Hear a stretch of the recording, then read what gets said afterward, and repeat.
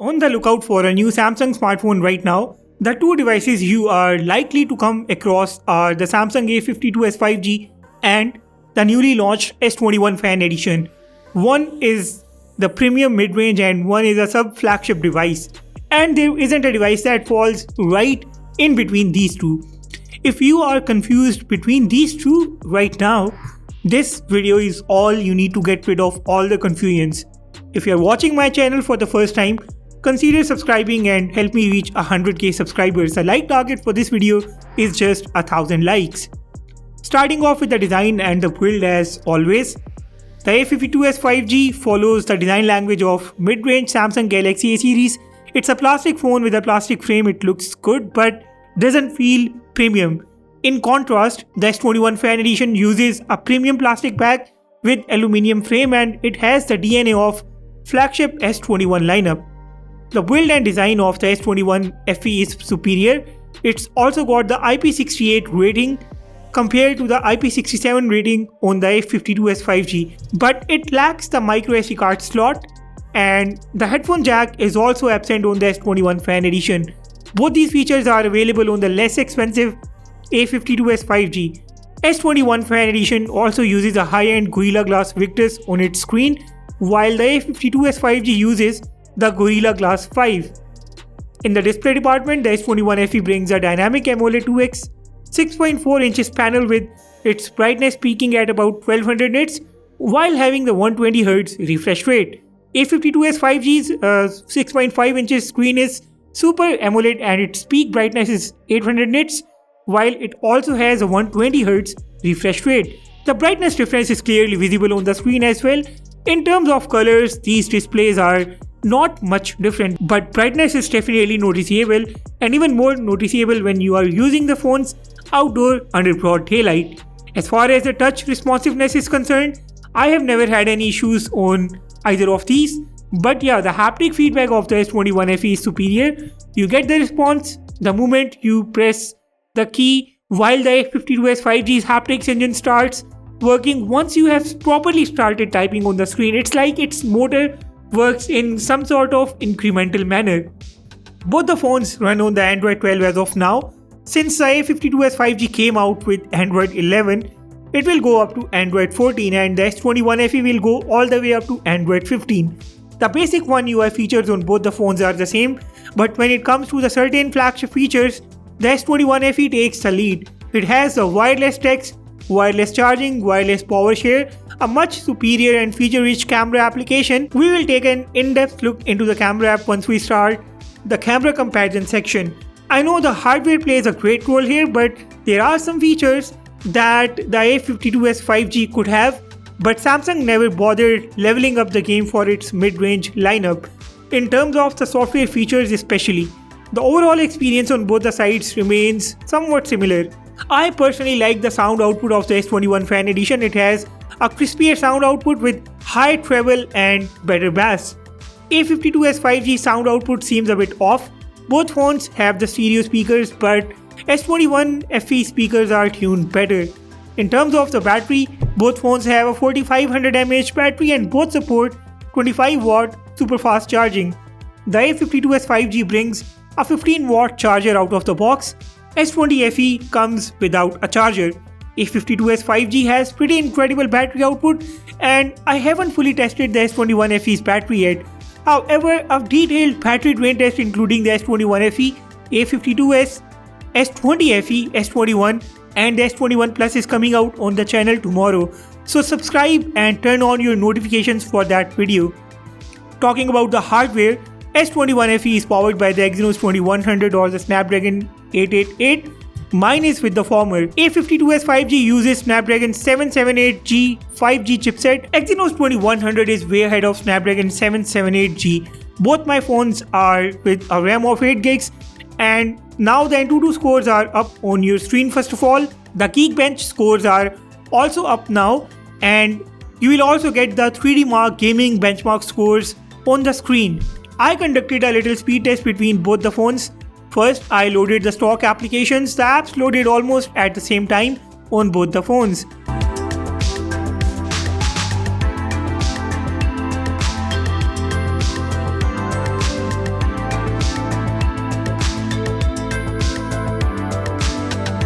The camera functions equally good on both the sides. Back in the day, the camera shutter button used to lag on the Samsung mid-range devices, but as you can see, the camera captures the photo the moment I hit that capture button on both the phones. So the A52s 5G's camera shutter does not lag. It's as good as the S21 FE's button, and the camera switch between the front and the rear cameras at the same time as well. Let me know if you guys find any differences here. Both the phones are equally good and fast in my opinion. I wouldn't say that I like one over the other for these particular applications or for the animations. To make this speed test a bit real, I started rendering videos in the Premiere Rush application. First, I loaded a same 4K video clip on both the sides, applied the same effect and exported it into 1080p.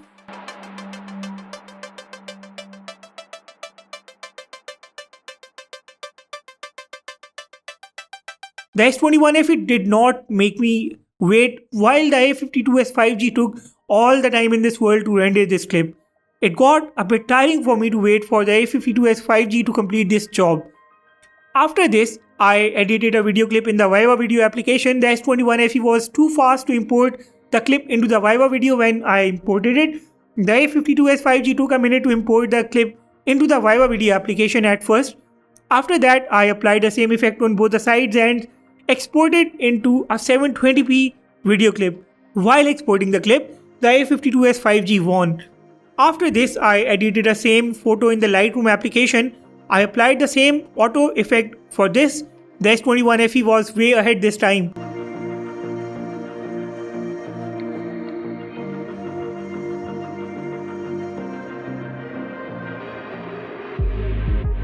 And lastly, I edited an image in the Snapseed application applying the same effect.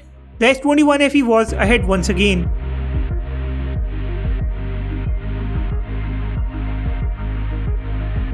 I also loaded a few games starting off with the PUBG Mobile. I have fast forwarded some parts here to save yours and my own time.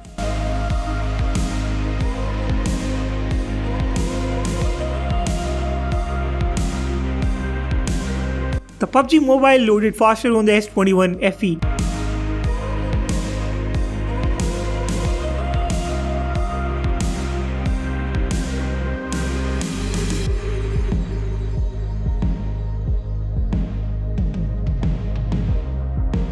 The result wasn't any different for the COD mobile game. The S21 FE took me to the login screen before the A52s 5G did.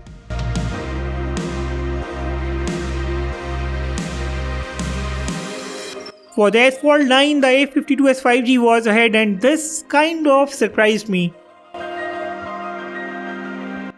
After this mini speed test, I did a small RAM management test by reloading all the applications one by one. Both phones have a very decent RAM management. They loaded almost all of the same applications from the same place, and the RAM on both the sides is more than enough anyways. We weren't supposed to run into RAM issues whatsoever.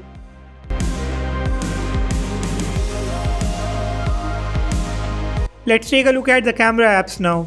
S21 FE's camera app by all the means is flagship. First, you get 30x zoom because of its telephoto camera. You also get 3x portrait mode for the rear camera. You can record all the way up to 4K at 60 frames per second from both the front and the rear cameras. A52s 5G can only record up to 4K at 30 frames per second.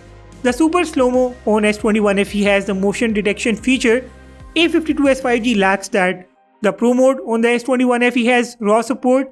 A52s 5G lacks that. There is a very high-end Pro video mode on the S21 FE with the features to switch between the ultra-wide and wide cameras and also a lot of custom resolution options. The A52s 5G does have a Pro video mode but lacks such options. There is a portrait video mode on the S21 FE. The A52s 5G doesn't have that either. And just like that, there are many other features missing on the A52s 5G. So, in terms of camera features, the S21 FE is a clear winner. Now, the camera sensors. I am putting up the details on the screen for you guys to take a look at the camera features, and after this, we will take a look at the front camera videos. Hi guys, this is the full comparison between the S21 Fan Edition and the Samsung Galaxy A52s 5G. This is a 4K at 30 frames per second video. The S21 Fan Edition can do 4K at 60 frames per second videos from its front camera. The A52s 5G is limited to 4K at 30 frames per second only. I am in the same park where I usually record all of my camera comparisons, and you can see that everything is pretty lit on both the screens. But as always, you guys have to be the judge for this front camera video. I will definitely show you the 60 frames per second video, the 1080p at 60 frames per second video. The mode is available on both these devices, and that is going to give you an idea about the stability.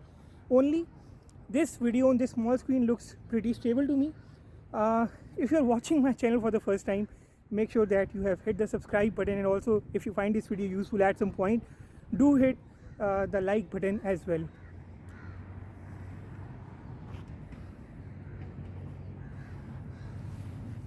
This one is now 1080p at 60 frames per second video from both these phones, and I am going to render it in 30 frames per second, but this is to give you an idea about the stability mainly and the voice recording quality, because the voice recording quality changes with the change in the resolution. S21 Fan Edition's front sensor is a little bit cropped in.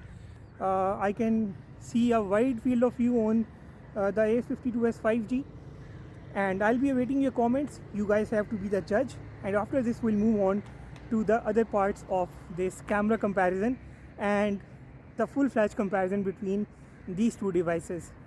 The front camera videos definitely looked and sounded better from the S21 FE, with overall better resolution and stability.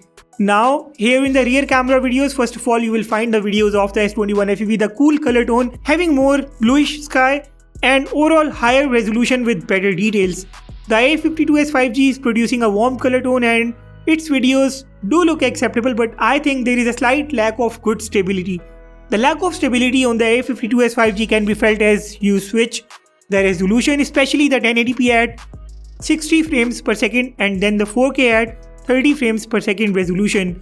The A52s 5G cannot record 4K at 60 fps videos, unfortunately, and I'm not gonna show you 4K 60 fps videos of the S21 FE in this comparison, because this comparison is all about the common modes.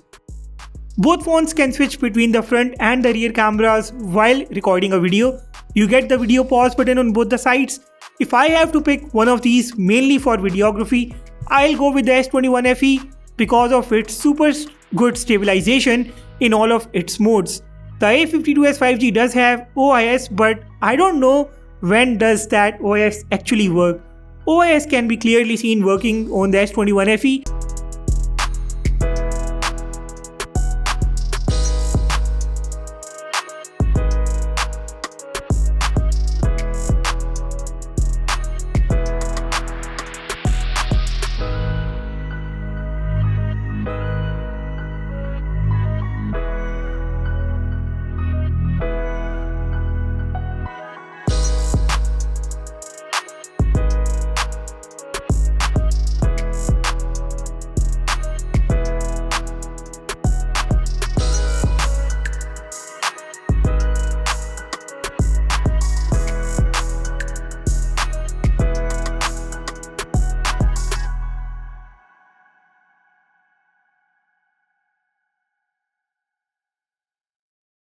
And let's move on to the photos now, starting off with the ultra-wide photos. Here is my own ultra-wide photo from both the phones. First things first, S21 FE has higher details, better dynamic range. The background looks kind of whitewashed on the A52s 5G. Both phones have a 12 megapixels ultra-wide shooter, but the high-end ISP of the S21 FE is in the play, and its saturation is also high, especially when you look at the slightly reddish floor, which looks too bright and yellow on the A52s 5G. In the normal mode image, keep your eyes on the background once again, kind of whitewashed on the A52s 5G with the whites a bit blown off. Poor dynamic range on this phone is causing this. S21 FE's highlights are being managed very well. It's not blowing off the white elements in the background. A52s 5G can also take 64 megapixels photos. While it does have poor dynamic range once again in the 64MP photos, it certainly gets higher details in this particular mode. A portrait image is on your screen now. The portrait mode on both sides is very impressive.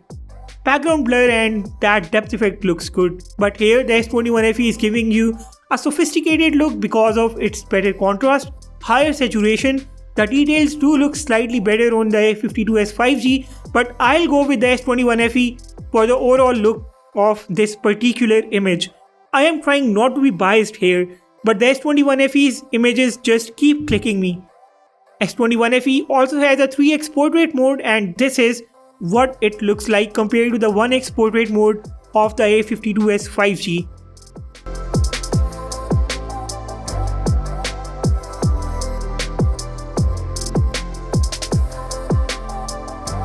A number of rear camera, ultra-wide and normal photos will now appear on your screen, giving you a great idea about the camera performance of both the phones.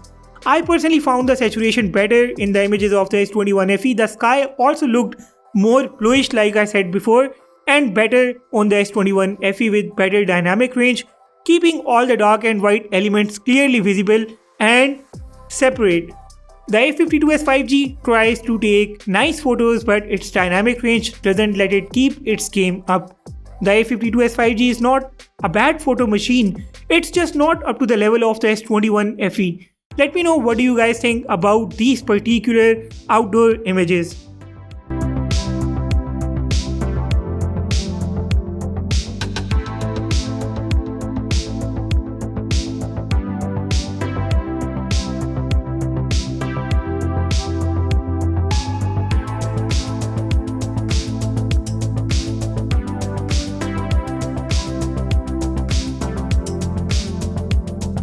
Let's now take a look at the indoor images.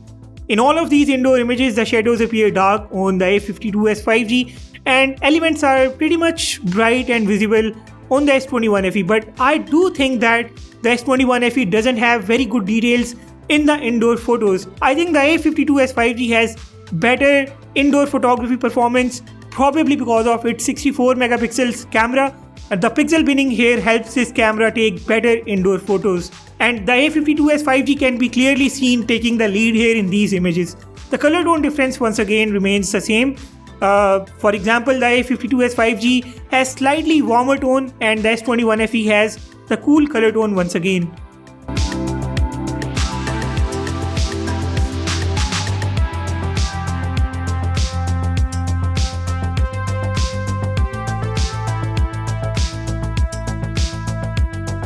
In the low light photos, the S21 FE at first starts off with the high details and it pretty much tries to maintain it in all of the images up next. If you closely look at the tables in the images or at the walls, you will see the patterns and texture clearly visible in the images of the S21 FE, while the A52s 5G completely wipes off some of these elements and texture. The S21 FE basically does this with its capability to maintain high details. The A52s 5G brushes off some of the elements in the low light and the night mode photos. S21 FE's night mode is definitely much superior compared to the mid-range phone's night mode and low light performance. Furthermore, a slightly higher saturation can be seen in the low light and night mode photos of the S21 FE once again. Do let me know what do you guys think about the low light and night mode performance here.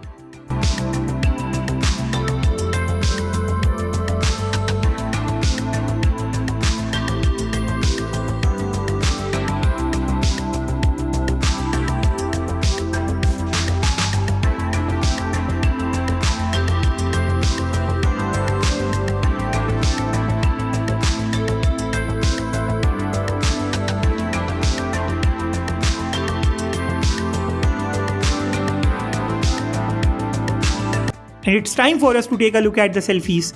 I used the original or natural color tone on both sides. The face softener was turned on both phones. Basically, I used the out-of-the-box camera settings for this comparison.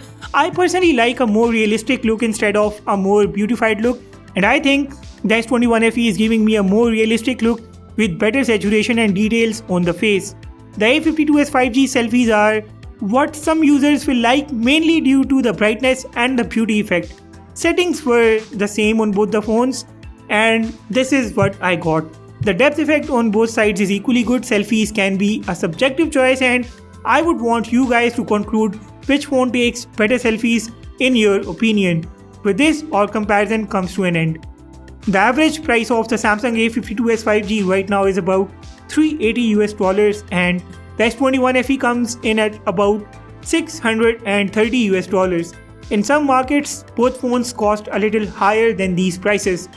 There is a difference of approximately $250 between these phones. This is a huge price difference, and the difference between the performance and overall features is equally huge too. With the S21 FE, you get everything better, be it the design, build, display protection, speakers, hardware and performance, and the cameras. A52s 5G is more like an affordable device that can fulfill your everyday needs without landing you in trouble. That can also take fine photos for you to share with your friends and family, and that can do whatever you want. If you have the budget, definitely go ahead and pick up the Samsung S21 FE. This is a really nice phone. If your budget suggests A52s 5G, get it. It's not a bad choice either. Let me know, what do you guys think? Which phone are you going to buy next? Also subscribe and like if you haven't yet. With that being said, I will sign off and see you all in the next one.